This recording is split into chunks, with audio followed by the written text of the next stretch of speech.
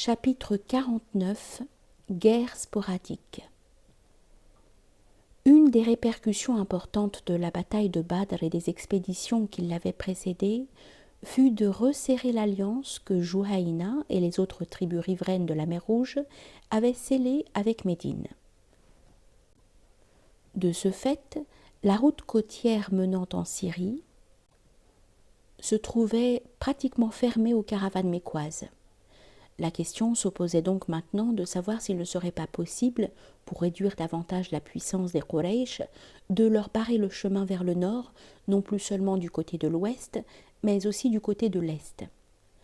Cette menace n'avait nullement échappé aux Quraysh eux-mêmes, qui avaient déjà pris certaines mesures pour renforcer leurs alliances avec les tribus des Sulaym et des Ratafan, dont leurs caravanes devaient emprunter le territoire pour gagner le fond du golfe Persique par le nord-est, et de là se rendre en Irak.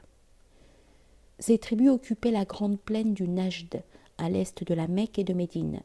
Souvent, les caravanes venant de la Mecque faisaient leur 7e halte au milieu des terres fertiles occupées par les Sulaym, et c'est cette tribu plus particulièrement que les Quraysh incitaient maintenant à harceler sans cesse les habitants de Yathrib, sur celle de leur frontière qui paraissait la plus vulnérable.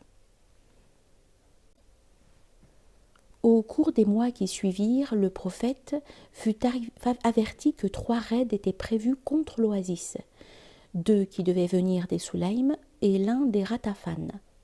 Dans chaque cas, il parvint à les faire avorter en pénétrant immédiatement avec une troupe dans le territoire de ces tribus, où, prévenues de son approche, elles eurent le temps de se disperser avant qu'il ait atteint leur lieu de rassemblement. Une autre expédition du même genre eut cependant une issue des plus heureuses.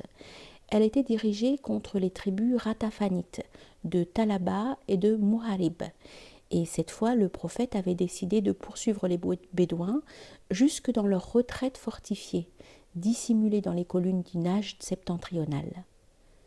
Les musulmans étaient conduits par un homme de Thalaba qui était entré en islam et s'était offert à leur servir de guide.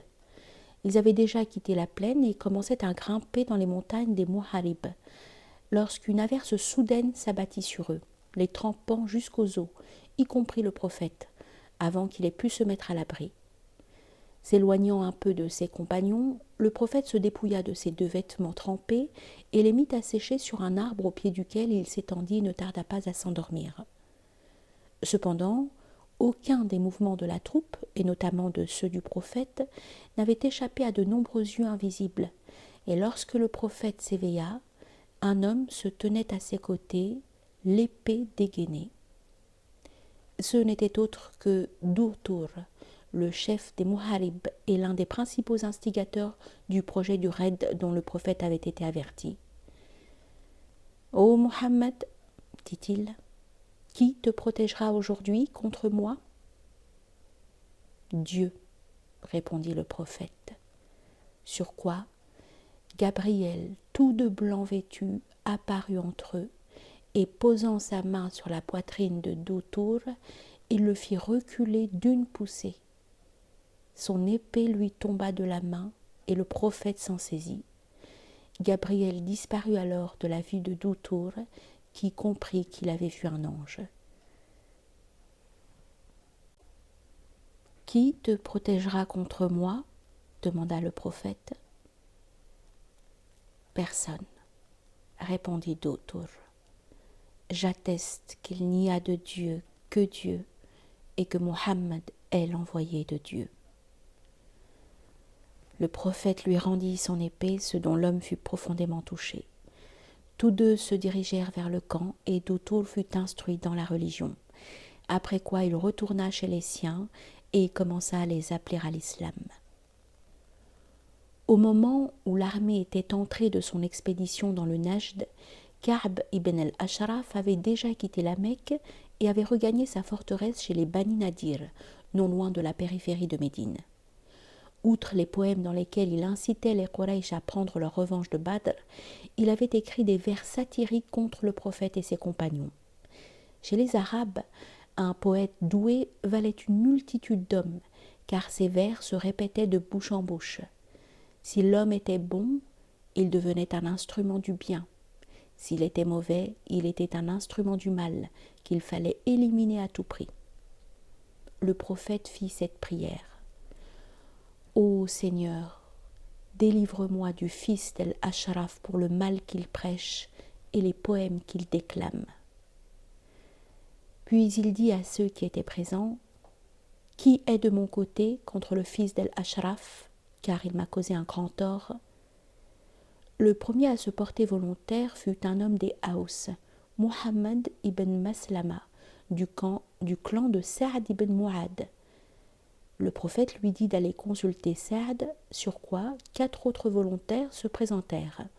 Tous, cependant, se rendirent compte qu'ils ne parviendraient pas à leur fin sans user de ruse et de mensonges, et ils savaient que le prophète avait horreur du mensonge. Ils allèrent donc le trouver et lui firent part de leurs réflexions. Le prophète leur répondit qu'ils étaient libres de dire tout ce qui pouvait servir leur but, puisque la ruse était légitime en temps de guerre, qu'elle faisait partie de la stratégie guerrière, et que Ka'b leur avait en fait déclaré la guerre. Ka'b fut attiré hors de sa forteresse sous de faux prétextes et mis à mort. À la fois indignés et pris de panique, les Juifs de Nadir allaient trouver le prophète et se plaignirent qu'un des leurs, un homme éminent, avait été tué par traîtrise et sans aucune raison. Bien qu'à contre-cœur, le prophète avait dû se faire à l'idée que la plupart de ces Juifs étaient aussi hostiles à l'islam que Ka'b lui-même l'avait été. Il devait cependant leur faire savoir que même si des pensées inamicales pouvaient être acceptables, aucune action hostile ne l'était.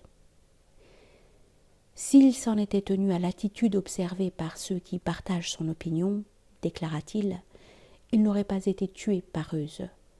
Mais il nous a fait tort et a écrit des poèmes contre nous, et nul d'entre vous n'agira ainsi sans qu'il soit passé par l'épée. Il les invita alors à conclure avec lui un traité spécial qui renforcerait leur pacte antérieur, ce qui fut fait.